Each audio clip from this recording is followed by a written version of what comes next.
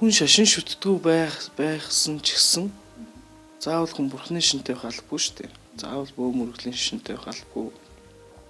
Заавал Христийн номлыг дагдаг байх албагүй.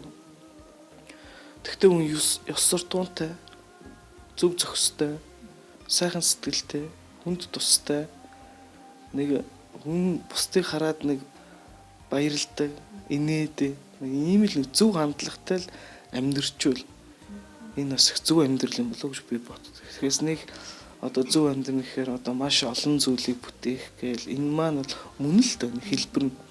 Гэхдээ хамгийн зөв амьдрал бол одоо ерөөсөө бусдад тустай. Тэгээ нэг одоо хүн өнгөрсний дараа нэг их одоо сайлаад байхгүй, нэг муулаад байхгүй. Яг л нэг хүмүүс хэлдэг алтан дундчийг барьсан энэ хүн л одоо их зөв амьдрсан болоо та гэж би боддог. Гэхдээ мэдээж хэрэг бурхны шинийг судалсан хүний хувьд бол би зөв амьдрал үнэхээр тэр төсгийгээр л бурхны утгыг одоо олох тэмүүлсэн амьтны тусын тулд би бурхан болъё. Би бурхан болчоод одоо амьтныг зовлонгоос нь гаргая гэж цаг үргэлжид бодож цаг үргэлжид энэ үйлийг хийдэг одоо далаа хөш. Энэ л амьдралыг би бол өөрийн хувьд хамгийн том зөв амьдрал гэж